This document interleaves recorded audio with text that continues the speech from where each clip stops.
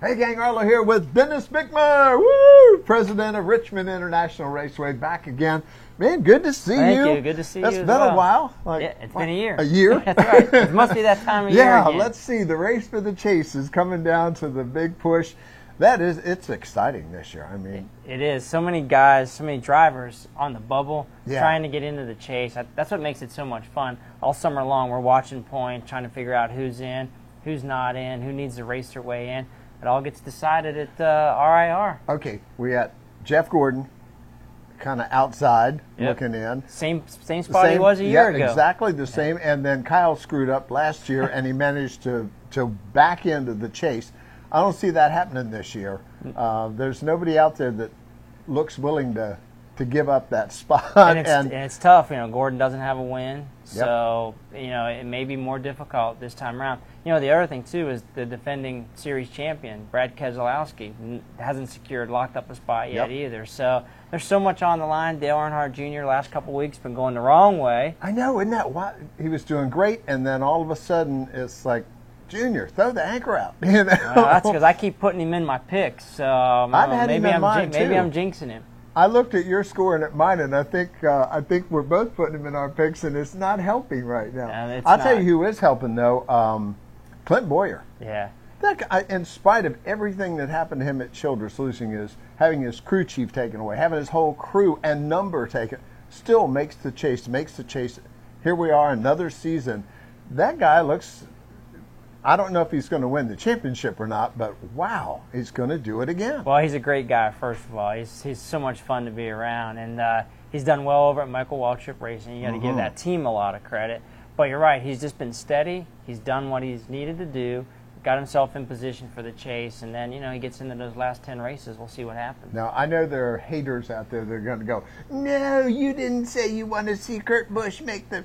But the dude has driven the wheels off that 78 Furniture Row car. And if anybody deserves the extra little pay bump you get, it's the Furniture Row crew. I mean, they've worked so hard, a single car team, and to be that close. Until last week, he was looking great. Just no wins again, and now in what, 12th place? He is, yeah. And just for the record, I did pick him to win in Bristol, so I must have jinxed him. I don't know. I feel bad for these drivers that I picked to win it in our weekly picks, and then something happens to him. I feel like it's my fault. No, because it really should have been either Kurt or Kyle in victory lane. Kurt, he led 56 laps, looked fantastic early on, had a wheel issue, and just never recovered from that. You can't on a short track like that. If you're off the track for too long, you're too many laps down. If you're off the track at all, just like at our you're place, pretty much done. Yeah, because it goes, and at Bristol, with only a half mile, it goes by really quick, and the speeds they run there, and you guys they're flying at Richmond. Yeah, I mean, it's amazing. People say, oh, it's a short track, they're not going. Really? Now, up in the stands, they're going around like this, but when you get down anywhere near that fence to go to the concessions or the restrooms, and they come by, and it's like, whoa! It's like, man, that's double the speed of the interstate, on the straightaways. I heard Greg Biffle say it best not too long ago when he was in town. It's a short track that races like a super speedway. Yeah. He said they're going so fast off of turn 4 down the front stretch, and they slam on the brakes in turn 1. That's what those fans in turn 1 love to see. I was going to say, that's why I always sit in 1 and 2, because that's where all the action is happening. Yeah. So we love that. We love that about our track. Well, and 3 and 4 is exciting as well, because they come down that backstretch, and some people they don't expect their car to push up there. And I saw Sterling Marlin take out Earnhardt there years ago. There have been so many memorable wrecks in 3 and 4 as well. So that's where a lot of that tension comes in, and the tempers start flaring, and that's why I think people really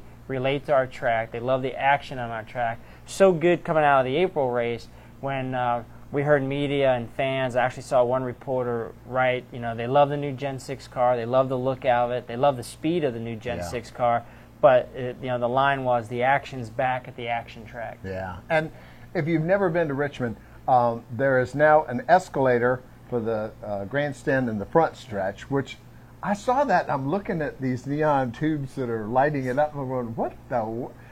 An escalator. And they've taken out some of the old seats and put in new ones, and wow! And that the new scoreboard. Yeah. That you can look at that thing, and it gives you the entire running order, or at least what is it, 15 deep? At least, yeah. And yeah. you can tell where everybody is, and if there's a wreck. One of the really cool things about being at home is you could watch the replay. Well, you can do that at Richmond from your seats now. I mean, they show it on that huge scoreboard, and that thing is like, it's gigantic. Yeah, so you don't miss any of the action. You're right, and like you were saying, I mean, we've done a lot of work to really try to freshen up the facility. We've put a lot of money into improving the amenities for our fans, but something like that with that scoreboard, you know, trying to bring that experience that you may have had at your couch to the racetrack. And, you know, and that's the other thing, too. I mean, again, when you start looking at what we've done with pricing, and we don't charge for parking, you can bring your own food and beverage into. Give me another sport that allows you to do that. You know? Absolutely. And plus, I got to say, there's nothing quite like the smell and the sound and the look of a track. And at night when the lights come on and the colors just become vibrant, that is just a cool place to watch a race. It's like Charlotte, only compact. I mean, it really is. Half of Charlotte, because we're 3/4 of a mile. But it's just so cool to watch a race there. The sight lines are great. You don't have to worry about where'd they go. You know, I mean, it is just a great track to see. I tell fans all the time, at our track, there's always something happening right in front of you. Yeah. You know, I know you're trying to watch your driver or watch the leader or whatever, but there's always something going on right in front of you. Now, back to the chase. As we get ready to wind it down, the race for the chase comes out. I'm trying to think Ryan Newman. Now, there's a story. Absolutely. Is he in or out? He is on the outside looking in, but he does have a win. So that's a plus. So he's got an advantage over a Jeff Gordon or a Brad Keselowski who haven't won yet this year. Or a Kurt Busch, who is now going to take a job. You talk about a crazy week. That is the most bizarre thing. I mean, you got Tony, Danica, and now they're letting Ryan go because Kevin Harvick is coming over to take Ryan Newman's job. And it's a 3-car team. And then all of a sudden, overnight, Kurt Busch is now coming, and they're going to finance his car out of Haas's pocket. That's what they announced yesterday, or this week. Wow. So I mean, it's pretty amazing. How happy do you think that makes Ryan Newman to be de-employed and to have so little confidence in his work that they're going to bring Kurt Busch in, but they're not going to keep him? Yeah, I think it hopefully is a motivating factor for Ryan. I really like Ryan. He's a great guy. I think he's on the edge of, if he can get into the chase, he may be able to do something special. So I think, hopefully they can block all that out, get down to the business at hand. He's got Atlanta and then us and see what happens. But he has to feel good about getting that win at the Brickyard too. That's where he's from, and what a great occasion for him. Well, if he finishes well in the next couple of weeks with that win, his chances of making the chase are a lot better than, say, a Jeff Gordon or a Kurt Busch if they don't end up in victory lane. Well, anyone right now through about 7th through 15th, it is wild. I don't know if I remember a chase where there were so many people eligible with 2 to go. Yeah, we can. We've been looking at it, and again, it just adds to the drama of what is already an exciting race at our place. 400 laps around that our 3/4 mile. But now, again, kind of like last year, people watching Gordon, people watching Kyle Busch. Gordon came from the back twice last year to race his way in. Yeah, that's pretty remarkable. Well, we'll see if he can do it again this season. And we got the Virginia 529 on Friday night, and then the 529 250, and then the 400 on Saturday night. Tickets available? Absolutely, yeah. You can go to RIR.com or 866-455-RACE, which is 7223.